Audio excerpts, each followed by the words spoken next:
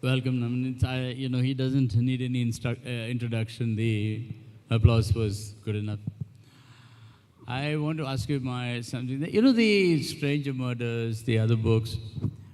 The stranger is a recurrent theme in your novel. Is it because you want to imbue the sense of mystery from the beginning, or is it because do you feel a stranger in your own stories? Firstly, thank you for having me here. It's amazing to be back in Bhubaneswar. I was here before this year as well. Stranger, yeah, I feel because our social dynamics has been changing of late, and it's every day, I think, either through the social media or in real life, we end up meeting so many people whom we don't know about much. And whatever we know of them is via this perception that we develop as we interact with them. So I guess that's what kind of, when I wrote the Stranger trilogy also, was in my mind that we meet a lot of people socially, social media wise, but we don't really know them, and that kind of becomes interesting when you end up and try to put it in a crime thriller, because it's such a mind play as well. You think you know a person, but you don't know. We don't know a person even if we live with them, but how do we know a person when they're just a social media connection away? So that way I felt that the stranger thing was kind of very relatable for everybody, because we all have them in our life some way or the other. So that's the basic why I keep having these themes in my books. When you write a book, there's a part of the writer goes into the book, is what I believe or I hear. A part of it, the writer dissociates his personal history or himself from the book, his identity from the book. So in your books, do you find you as a stranger writing a story? Or is it you as Novoneel writing the story? So because thankfully I've ended up writing 19-20 books, so it's also a process of discovery for me. When I started, I was 23 when my first book came out, and obviously I was not aware of myself as much as I'm aware of myself now. So it has been a growing process, and somewhere, people try to understand sometimes the author through their work as well, not knowing that even the author is trying to discover himself or herself through his own works. You grow as a person, you have experiences in life, because as the art that you are expressing is growing year by year, the person also is growing somewhere, and that reflection is there. It can be less, it can be more, depending on how much you are consuming everything around you and kind of expressing yourself through your art.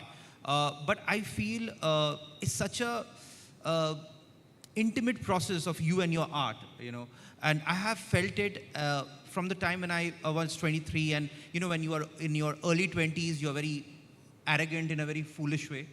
You think you know it all, and I suppose it happens to everybody, more or less. But as you grow and you reach your 30s and mid-30s and 40s, and you realize that there is an ocean of things that you need to know, and you're just constantly collecting things from people around you, people you meet, readers' feedback. And there's two elements that come to your work. One is obviously a style that grows over the time, which your readers like about you, because that's why they are picking up the book that you're writing. Every time you come out with a book, there are certain loyal readers. They're loyal because they find something interesting, which eventually is called the signature style. But that's also can be a little limiting, because every time you want to break it, because after writing n number of books as a writer, you want to break something and explore something else also. The same loyal readers may not allow you or accept you, in that regard, because it happened with J.K. Rowling as well. Now, everybody wants her to write a Harry Potter, and they will not give her a chance to, even if her other books are great or good or whatever, that's for someone to read and decide. There is a whole section of loyal Harry Potter fans who just wants that one thing from her. And it's a little unfair, I feel, because, as writers, as storytellers also, you have this thing of, if I like, I've been writing thrillers from a long time, but sometimes I feel like, venturing out into a lighter book, a romance maybe, or a children's book. But I know that my loyal readers may not, and every time they will read it, they will like, but sir, this book is not like that. But it will not be like that because, the other book was different. No, the Cormoran Grant series did well. So, I mean, you're a star, so I'm sure that, your readers will kind of back you up. To take this stranger metaphor forward, there's a lot of darkness in your books, the dark underbelly of things, the dark underbelly of the human psyche, the social situation, the crime situation. What is it necessary, or let me put it this way, it's very common for writers who write in this particular genre to explore the darkness in the world, the darkness in people. So why is it that as you as a writer feels drawn to this darkness, or do you feel drawn to this darkness?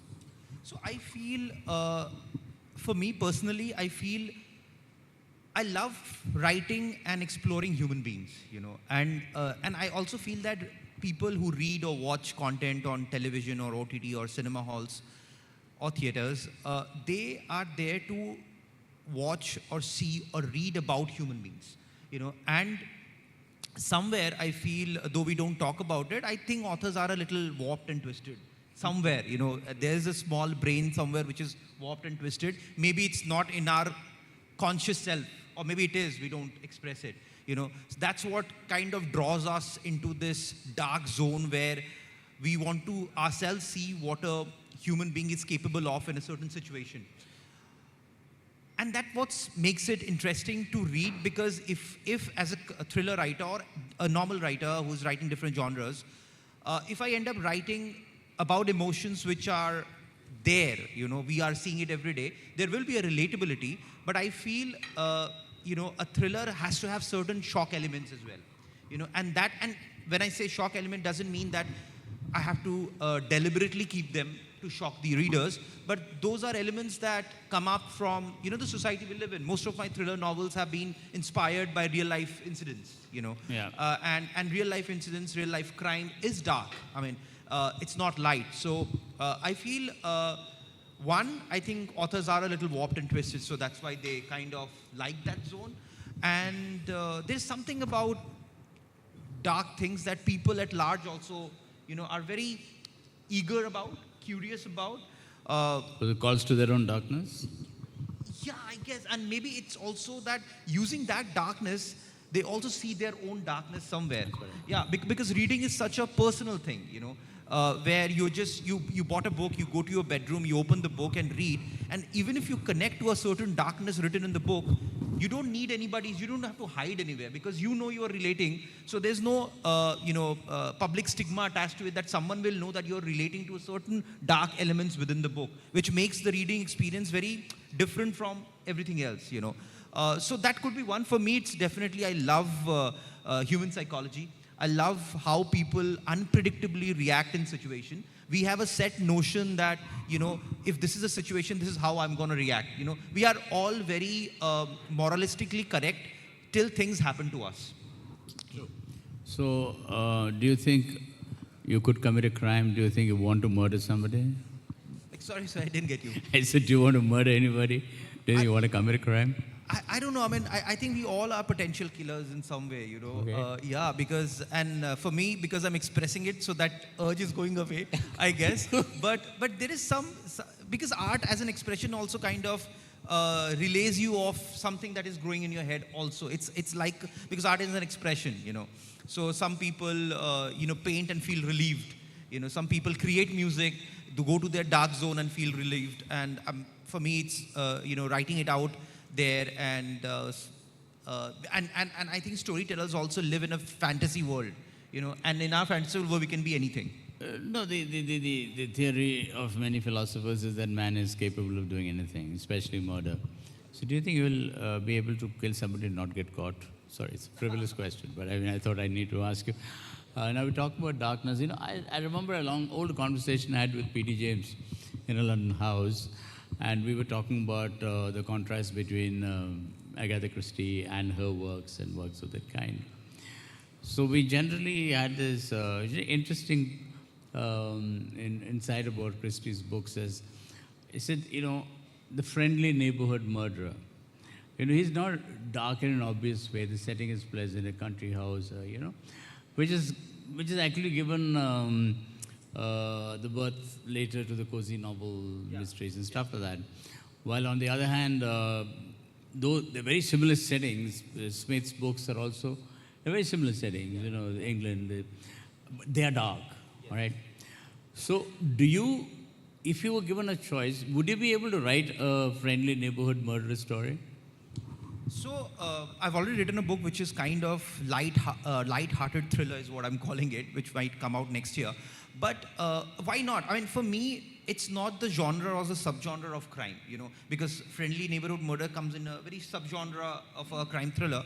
For me, what generally attracts me is what's the human story that I'm telling.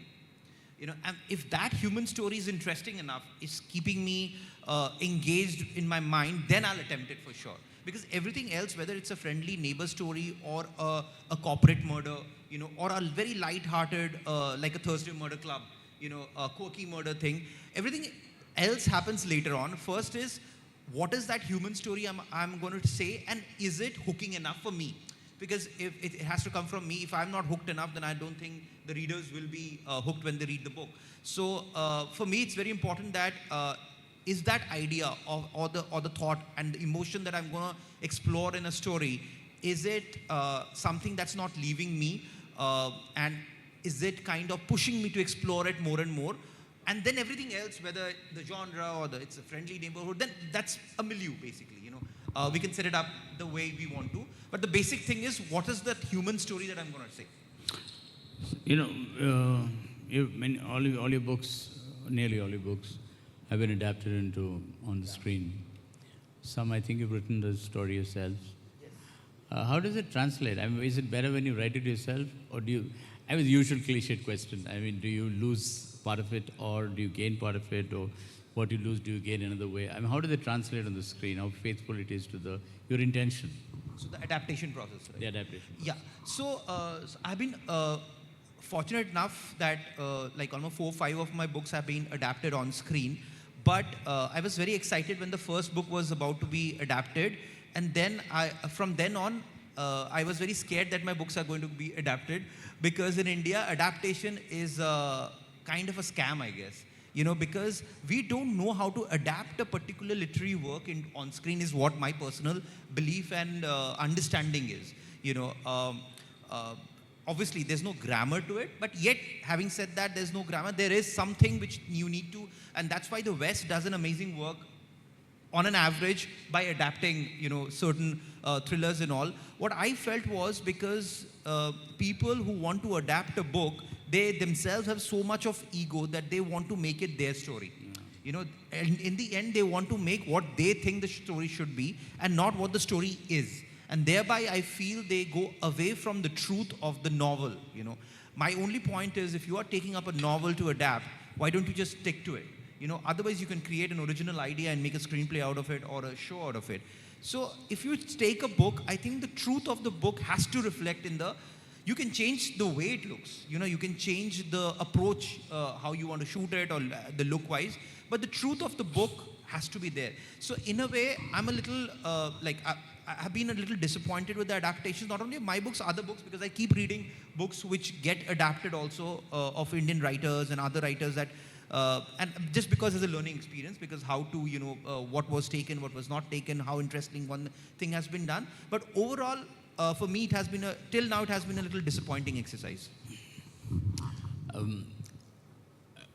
There are obviously, there are two genres of crime fiction. One is the detective novel, and the other, or story, and the other is the thriller.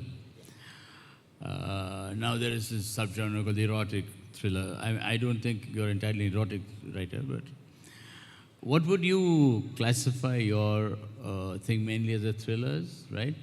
Would you like to differentiate between those two, and what would you prefer if you were to write the other one, the other part of it? So in my head, I'm always writing thrillers, but I have to call it romantic thrillers because my publisher says that sells. So for the people, it's romantic thrillers, but in my head, it's always thrillers. And I had an experience I've only written one erotic thriller in my life called Black Suits You. And and I understood very quickly that in India you should not be writing erotic thrillers because that word has a connotation for everybody, and that connotation is so different from everyone that they begin to label you as in a different corner, you know. And it's not only for the readers, even for people who are in the Hindi film industry who want to adapt books, even they start labeling it as such because I don't know. I mean, it's just, and that's why I guess in India, erotic novel is not written only. And even in the West, most of the popular erotic novelists are women. Hardly there is a man writing erotica. Yeah. You know, at least I don't know one. So, so when in India someone writes in that too in English, because obviously English is not our mother tongue when we, you know, write things, people, I don't know, they have a very weird way of, they will read the book, maybe hiding the book somewhere, but they will not come out clean and support the author saying that I enjoyed your book. They will criticize it and yet will read it for their own pleasure. So there is a kind of a dichotomy that I understood writing erotica and erotic novels. So I just wrote one and I was like, that's it. I'm not going to write any more erotic novels here. But in my mind, I generally write thrillers. But yeah, because we have to market it. And in India, people love romance. Because I think everyone's heart is broken, so people relate to romance much. But in my head, I never write novels. It's always thriller. Having said that, obviously, in every book of mine, the core basic basis is relationship. Because as I said, I love to tell human stories. You know, because thrillers, even without any emotional arc or emotional journey, I think if someone is, you know, paying $200, $250 to buy my book, and I don't take that person on an emotional journey as he or she reads the book, then I fail as a writer. You know, for me, anyone who opens the book has to be sucked into my world and be given that emotional journey. Whether the journey is, and roller coasters are of different kinds. Some are very high, some are low. But they are roller coasters nevertheless. So it's my duty as a writer to give them, and because I'm a commercial fiction writer, it's my duty to give them that joy of making them believe when they close the book that it was worth reading the time. You know, obviously not everyone will enjoy it, but exponentially, if people enjoy it more, then you know some people are waiting for your next book. Okay, so you know, I remember the process of writing crime. I remember Raymond Chandler, one of the greatest and the masters. Yeah. He said that whenever he's stuck, when he's writing in the middle of a story, a famous essay of his on writing crime. He said, all you do is to have a man come into the door and pull out a gun, if you remember that. Do you have similar situations when you're writing? Maybe I think it stemmed out of how to avoid a writer's block or something like that. If you're stuck in a story. I don't believe that. But I guess I don't have a particular that way that you always create a suspense with a man and a gun. But I know what he means by that. Yeah. But for me, I think because I always I'm very polygamous with stories, so I always have 5 stories running, in my head. So what I do is, if at all I get stuck somewhere, I jump onto another story. And by the time I come back, the mind, I think it's a matter of perspective also. Mm-hmm. Sometimes you lose perspective in your own story. So for that, I think you just need to take a back step. And it happens in relationship also. If you're too much with someone, you need a break. You just take a space out and then come back and you see the same things which was bothering you suddenly doesn't bother you, and you have knowledge enough to handle how to handle that situation. So for me, when I take a step back and go to another story and come back to the story that I was stuck in, somewhere it opens up, and so I don't have a particular, a formula for that. But, and I think also sometimes my thing with writer blocks is that whenever I'm stuck in a story, something, generally writers, it's a very lonely job. You have to just, stick to your bedroom and write. So I think meeting people, talking about few random things also sometimes opens up your mind. Okay, so many of the writers, successful writers, crime writers particularly, whether it be Christie, greats like Conan Doyle, even the American guys, they have a formula, right? Either somebody goes to the detective when he's least expecting it, or they go to this, or they find themselves, and the settings are similar. It's a country house, or it is. In your book, I'm not being offensive. There's a formula. As in any, that's why I said, even the others. it is somebody whom you don't know. You know, there's always somebody who's not what he is or she is. I mean, that's an intrigue which attracts people. Do you think that formula has worked for you? Do you plan to change it? Because there is repetitive aspect of the formula. It becomes, it's interesting because the stories change, but you know, the formula is there. I think, the formula that you're talking about, sometimes it's a very subconscious thing that happens, because it will not happen if you write 3 books or 4 books. It will happen if you end up writing 10 plus, because with thrillers, what happens, because so many people are, consuming content on OTT and so many thrillers, you have to be original all the time, and that's a pressure. So to be original and also to keep continuing writing, and also you want the books to sell because there is a loyal audience, as I said. Somewhere the formula is also the signature style that people like, They come to you because they know that this is the world. This is his world, and people will be unpredictable. There will be this thing. So I think that's why, even if it's a formula, it's not a conscious effort, but maybe a subconscious, a pattern happens. A lot of writers who have written 10 plus books will have a pattern. Even Stephen King does. Everyone has a pattern. Sometimes it works, sometimes, again, as you said, that depends on the story also. Right. Because the plot has to be intriguing, the character has to be very intriguing. And somewhere in between, I keep breaking it by writing a drama, like a Half-Torn Hearts and, a school. So I try to keep playing with the subgenres also at times. So that even if the formula is there, it doesn't seem very evident because the world is different, the character is different, the milieu is different. And hence the unpredictability also kind of differs. Okay, now in the new the mood of the age, American fiction, British fiction, they're predominantly, dominated by female journalists. Crime investigators, private or non-private. So women are the people who are kind of cracking the crime. They go through the same violence the men would have done. They commit the same things. And India, it's not really gone to that level. Maybe police women, maybe because uniform is like to be patriarchal, sexy. Do you think that trend is going to really pick up in India? The female detective as an action figure? I think it is there in India. People are writing about female protagonists who are detectives and trying to solve crimes.